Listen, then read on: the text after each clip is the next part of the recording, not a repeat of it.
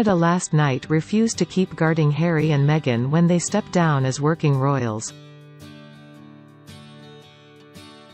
In what will be seen as a humiliation for the couple, the Mounties said they would no longer pay for their security after March 31. This means the cost of round-the-clock protection for the Duke and Duchess of Sussex and baby son Archie, which could run to millions of pounds, will fall on UK taxpayers. It is the first time Canada has confirmed it has been helping to guard Harry and Meghan since they settled on Vancouver Island last November. But last night it announced this would cease from April in keeping with their change in status. Canada has a legal obligation to provide security to so-called internationally protected persons. The Sussexes arrived there on a temporary visit in November as full working royals, and the Mounties gave them protection as they always have on such visits, with Canadian taxpayers picking up the bill. But now Harry and Meghan intend to live in North America to pursue lucrative commercial careers and will quit as senior working royals on March 31. In a statement, the Royal Canadian Mounted Police said yesterday, the Duke and Duchess of Sussex choosing to relocate to Canada on a part-time basis presented our government with a unique and unprecedented set of circumstances. The RCMP has been engaged with officials in the UK from the very beginning regarding security considerations. As the Duke and Duchess are currently recognised as internationally protected persons, Canada has an obligation to provide security assistance on an as-needed basis.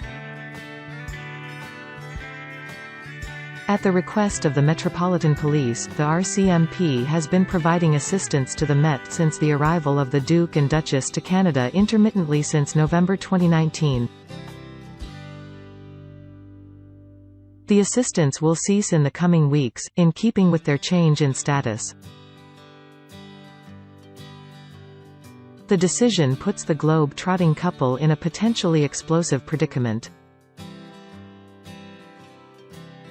As recently as last Friday, when they updated their personal website, the Sussexes were adamant they are legally entitled to year-round police protection. In a statement they said, "It is agreed that the Duke and Duchess of Sussex will continue to require effective security to protect them and their son."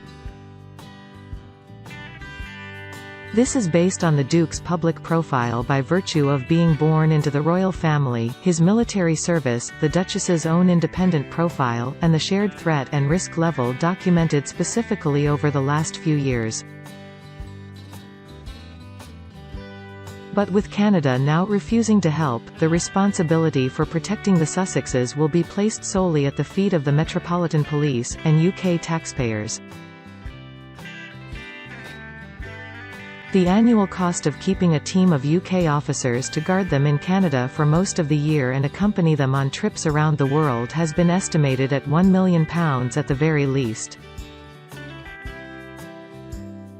The only other option would be for the couple to agree to pay for their own security guards.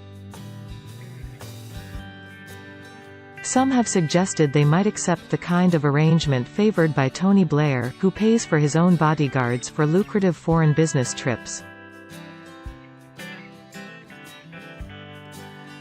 But the Duke and Duchess appear unwilling to do this, given the strength of their recent statement. Di Davies, who led the Met's Royalty Protection Unit, said, "It's the first time in 300 years of royalty protection that anyone has ever done this to a member of the royal family. There are two options now for them and us, that the Met will carry on guarding them and footing the bill, which is unacceptable to many, or they agree a system where they make a contribution to the costs personally." But their statement doesn't seem to suggest they would wish to do that. With budgets straining at the moment, this is a huge problem that the Met will have to get a grip on, and quickly. It was previously reported that Canadian Prime Minister Justin Trudeau had given the UK a commitment that his government would contribute to the costs, although this was never confirmed. Recent polls found that only 1 in 5 Canadians believes paying for the couple's security is an appropriate use of state funds. The Canadian Taxpayers Federation delivered an 80,000 signature petition to Mr. Trudeau's office opposing footing the bill. There has been similar opposition in the UK. Buckingham Palace and the Met refused to comment last night, and it was clear Scotland Yard had been caught unawares by the Canadian statement. A spokesman for the Sussexes said, Buckingham Palace does not comment on the details of security arrangements. There are well-established independent procedures to determine the need for publicly funded security. Scotland Yard is already carrying out a full review of security for the Duke and Duchess. A joint committee made up of the Home Secretary, the Met's Royalty Protection Command Chief, and Palace officials are assessing whether their 24-hour protection should continue. Mr Davies has estimated the bill will exceed £1 million a year for their close protection team and extra uniformed police required on engagements. He said the cost of each officer will reach £100,000 for salary, overtime, overseas allowance, pensions, flights and accommodation. Harry is in the UK completing his last official engagements as a senior royal, and will be joined by Meghan next week. Today he will record a charity single for his Invictus Games Foundation with rock star Jon Bon Jovi at Abbey Road Studios in London. Who will foot the bill for Meghan and Harry's security costs? The Royal Canadian Mounted Police (RMCP) today revealed that they will cease to provide security for Meghan and Harry once they officially step back from their royal duties. Canadian officials said that this had been a deal that was brokered with the Met Police in London.